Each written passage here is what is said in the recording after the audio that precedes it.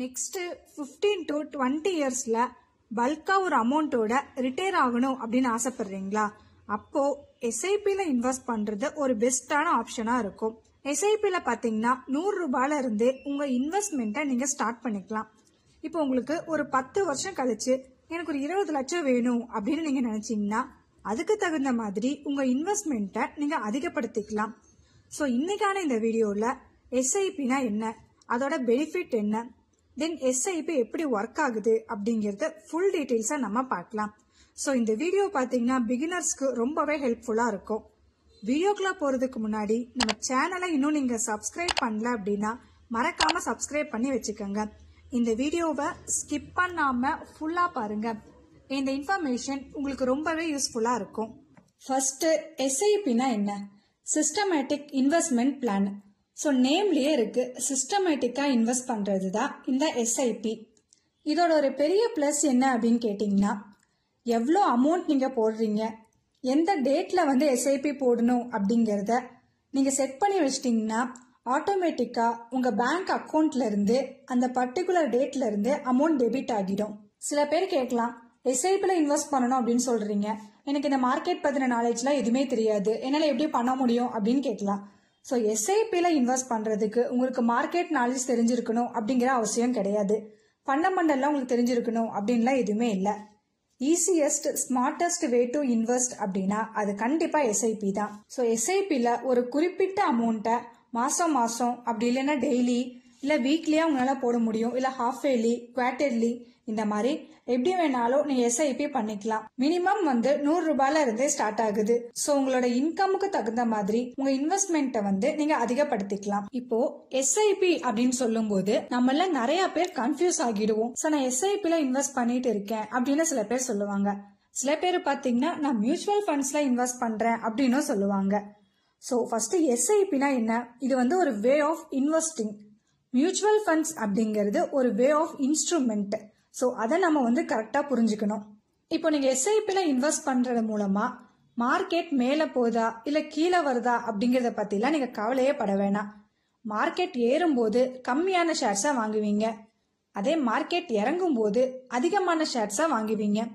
So இந்த மாதிரி ups and down இருக்கும்போது ஒரு சீரான ஷேர்ஸ் எல்லாம் நம்ம வாங்குற மாதிரி இருக்கும். தென் எஸ்ஐபில ஒரு முக்கியமான விஷயம் என்னன்னா, எப்பவுமே ஷார்ட் டேர்ம் கோலுக்கு நம்ம எஸ்ஐபியை வந்து யோசிக்க கூடாது, லாங் டேர்முக்கு தான் எஸ்ஐபி போடணும். சோ அப்பதான் உங்களோட growth வந்து அதிகமா இருக்கும். இப்போ நீங்க எஸ்ஐபில இன்வெஸ்ட் பண்ணிட்டு வரீங்கன்னு வச்சுக்கோங்க, திடீர்னு அந்த அமௌண்ட் வந்து உங்களுக்கு ஏதோ ஒரு இதுக்காக தேவைப்படுது.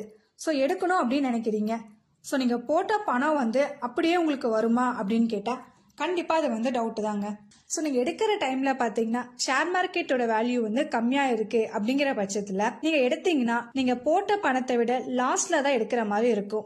ஸோ எஸ்ஐபில இந்த ஒரு விஷயத்த நம்ம முக்கியமா பார்க்கணும். ஸோ அதனாலதான் எஸ்ஐபி அப்படிங்கும்போது லாங் டேர்முக்கா நம்ம எப்பயுமே அதை சூஸ் பண்ணிக்கணும். இப்போ நீங்க என்கிட்ட கேட்கலாம், எஸ்ஐபில நான் இன்வெஸ்ட் பண்ணிட்டு வரேன், சடனா ஒரு 2 மாசம் என்னால அமௌண்ட் வந்து போட முடியல, ஸோ இப்போ ஏதாவது எனக்கு பெனால்ட்டி ஏதாவது பிடிப்பாங்களா அப்படின்னு கேட்டீங்கன்னா எஸ்ஐபி சைட்ல இருந்து உங்களுக்கு எந்த ஒரு பெனால்ட்டியுமே வராது. பட் பேங்க் சைடு அப்படிங்கும் போது உங்களுக்கு பெனால்ட்டி வந்து வரும். ஸோ அந்த அக்கௌண்ட்ல மினிமம் அமௌண்ட் இல்லை அப்படின்னா உங்களுக்கு பெனால்ட்டி போடுவாங்க. ஸோ அந்த அமௌண்ட் வந்து ஒவ்வொரு பேங்க் பொறுத்து மாறிட்டு இருக்கும். இப்போ சில பேருக்கு ஒரு டவுட் இருக்கும், லாங் டேர்ம்ல இன்வெஸ்ட் பண்றதுனால எப்படி வந்து எனக்கு ரிட்டர்ன்ஸ் அதிகமா கிடைக்கும் அப்படிங்கறத மாதிரி சில பேருக்கு டவுட் இருக்கும். ஸோ ஒரு சின்ன எக்ஸாம்பிளோட நம்ம பார்க்கலாம். இப்போ ஒரு எக்ஸாம்பிளுக்கு 2019ல டாட்டாவோட ஷேர் பிரைஸ் வந்து 161 இருக்கு. 2020ல பார்க்கும்போது அது வந்து 147. ஸோ அப்படியே பார்த்தீங்கன்னா அது வந்து கம்மியா இருக்கு. இதே 2022ல பார்க்கும்போது 505 இதோட ஷேர் பிரைஸ் இருக்கு. 2024ல பாத்தீங்கன்னா 1039 கிட்ட வந்து அது இன்க்ரீஸ் ஆகிருக்கு. சோ இதே மாதிரி தான் உங்களுக்கு இந்த எஸ்ஐபி மியூச்சுவல் ஃபண்ட்ஸ்லயும் இதே பெனிஃபிட் தான் உங்களுக்கு வரும். எடுத்ததுமே நமக்கு வந்து அதிகமான ரிட்டர்ன்ஸ் வந்து வராது. சோ அது லாங் டேர்முக்கா நம்ம ரெகுலரா போட்டுட்டே வந்துட்டு இருந்தோம்னா உங்களுக்கு வந்து ஒரு பெரிய அமௌண்டா உங்களுக்கு வரும். சோ இப்போ உங்களுக்கு எஸ்ஐபியோட பேசிக்ஸ் என்ன அப்படிங்கிறது கொஞ்சம் புரிஞ்சிருக்கும். சோ இப்போ எஸ்ஐபியோட பெனிஃபிட் நம்ம பார்க்கலாம். ஃபர்ஸ்ட் பாத்தீங்கன்னா உங்களோட சேவிங்ஸ் வந்து டிசிப்ளினா இருக்கும். நெக்ஸ்ட் ஃபண்ட் மேனேஜர் வந்து உங்களோட ஃபண்ட்ஸை வந்து பாத்துப்பாங்க. சோ நீங்க அதை பத்தி எதுவுமே கவலைப்பட தேவையில்லை. நெக்ஸ்ட் பணவீக்கத்தை தாண்டின வளர்ச்சியா இருந்தாதான் நம்மளோட இன்வெஸ்ட்மெண்ட் பண்ற அமௌண்ட் வந்து நமக்கு வேகமா இன்க்ரீஸ் ஆகும். அடுத்து பவர் ஆஃப் காம்பவுண்டிங். கண்டினியூஸா நீங்க இன்வெஸ்ட் பண்ணிட்டு வரும்போது பவர் ஆஃப் காம்பவுண்டிங் மூலமா உங்களோட இன்வெஸ்ட்மெண்ட் வந்து இன்க்ரீஸ் ஆகிட்டு இருக்கும். அண்ட் லாஸ்டா பாத்தீங்கன்னா ருபி காஸ்ட் ஆவரேஜிங். சோ ஒரு குறிப்பிட்ட அமௌண்ட்டை மாசம் மாசம் நம்ம இன்வெஸ்ட் பண்ணோம்னா மார்க்கெட்டோட அப்ஸ் அண்ட் டவுன்ஸ் பாக்கறதுனால நம்மளோட யூனிட்ஸ் வந்து பாத்தீங்கன்னா அதிகமாகுது. சோ லாங் டேர்முக்கு வந்து ஒரு நல்ல ப்ராஃபிட் வந்து இது கண்டிப்பா கொடுக்கும். இப்போ எஸ்ஐபி எப்படி ஒர்க் ஆகுது அப்படின்னா, அதாவது மார்க்கெட் கீழே இறங்கும் போது அதிக யூனிட்ஸை நீங்க வாங்குவீங்க. மார்க்கெட் மேல போகும்போது கம்மியான யூனிட்ஸ் எல்லாம் நீங்க வாங்குற மாதிரி இருக்கும். ஸோ இந்த ரெண்டு கேஸ்லயுமே நீங்க இன்வெஸ்ட் பண்ற அமௌண்ட் வந்து சேமா தான் இருக்கும். ஸோ இப்போ உங்களுக்கு ஒரு எஸ்ஐபி பத்தின ஒரு சின்ன ஐடியா வந்து கிடைச்சிருக்கும். இப்போ ஒரு எக்ஸாம்பிளோட பார்த்தா இது உங்களுக்கு இன்னும் கிளியரா புரியும். எஸ்ஐபில மாசம் 5000 ரூபாய் இன்வெஸ்ட் பண்ணா எப்படி வந்து உங்களுக்கு 5 கோடி கிடைக்கும் அப்படிங்கறதையும் நம்ம பார்க்கலாம். இப்போ உங்களோட மந்த்லி இன்வெஸ்ட்மெண்ட் வந்து 5000. எக்ஸ்பெக்டட் ரிட்டர்ன் வந்து நம்ம 12% போட்டுக்கலாம். நீங்க ஒரு 40 வருஷத்துக்கு இன்வெஸ்ட் பண்றீங்க. சோ உங்களோட இன்வெஸ்ட்மெண்ட் அமௌண்ட் வந்து 24 லட்சம். அதுக்கான எஸ்டிமேட்டட் ரிட்டர்ன் பாத்தீங்கன்னா 5,70,12,101 கிட்ட இருக்கும். சோ டோட்டல் வேல்யூ பார்க்கும்போது 5,12,101 இருக்கும். இப்ப நீங்க என்கிட்ட கேட்கலாம், 40 வருஷங்கிறது எனக்கு ரொம்ப அதிகமா இருக்கு. சோ நான் ஒரு 30 வருஷம் 20 வருஷம் அந்த மாதிரி போட்டேன்னா எவ்வளவு கிடைக்கும் அப்படின்னு பார்க்கலாம். இப்ப நீங்க ஒரு 30 இயர்ஸ்க்கு போடுறீங்கன்னா சோ சேம் அதே மாசம் மாசம் 5000 ரூபாய் இன்வெஸ்ட் பண்றீங்க. 12%ல டைம் பீரியட் வந்து 30 இயர்ஸ்க்கு. சோ இதுல உங்களுக்கு டோட்டல் வேல்யூ பாத்தீங்கன்னா 1,76,49,000 கிட்ட தான் வந்திருக்கு. ஸோ எஸ்ஐபில வந்து ஒரு லாங் டேர்முக்கா நம்ம போட்டுட்டு வரும்போது அதோட அமௌண்ட் வந்து அதிகமாகவே இருக்கும். ஸோ உங்களோட இன்வெஸ்ட்மெண்ட்க்கு தகுந்த மாதிரி உங்களால எவ்வளவு முடியுமோ 1000, 2000, 10,000 இந்த மாதிரி உங்களால எவ்வளவு முடியுமோ அவ்வளோ வந்து எஸ்ஐபில நீங்க இன்வெஸ்ட் பண்ணிக்கலாம். ஸோ இந்த 12% ரிட்டர்ன்ங்கிறது ஜஸ்ட் ஒரு எக்ஸாம்பிளுக்கு மட்டும்தான் நான் போட்டிருக்கேன்.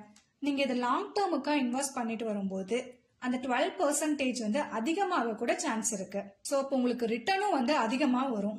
சோ இதுல தாங்க பவர் ஆஃப் காம்பவுண்டிங் மூலமா உங்களோட அமௌண்ட் வந்து இன்க்ரீஸ் ஆகிட்டு இருக்கும். பாலாஜி ராவ் ரிசர்ச் பேப்பர்ல பாத்தீங்கன்னா அவர் மியூச்சுவல் ஃபண்ட்ஸை பத்தி நிறைய நன்மைகள்லாம் சொல்லியிருக்காரு. அவர் என்ன சொல்லியிருக்காரு அப்படின்னா, மியூச்சுவல் ஃபண்ட் போர்ட்போலியோட பிக்கஸ்ட் பாசிட்டிவ் அப்படிங்கிறது diversification across sector, market capitalisation and stocks அப்படின்னு சொல்லியிருக்காரு. தென் எவ்ரி ஈக்விட்டி போர்ட்போலியோவையும் several sectors and size of கம்பெனிஸ்ல இருக்கு. இப்போ ஒரு போர்ட்போலியோல 30ல இருந்து 60 ஸ்டாக்ஸ் வந்து இருக்கும் அப்படின்னு அவர் சொல்றாரு. வெல்த்தை வந்து கிரியேட் பண்றதுக்கு லாங் டேர்ம் இன்வெஸ்ட்மெண்ட் தான் ரொம்ப இம்பார்ட்டன்ட்.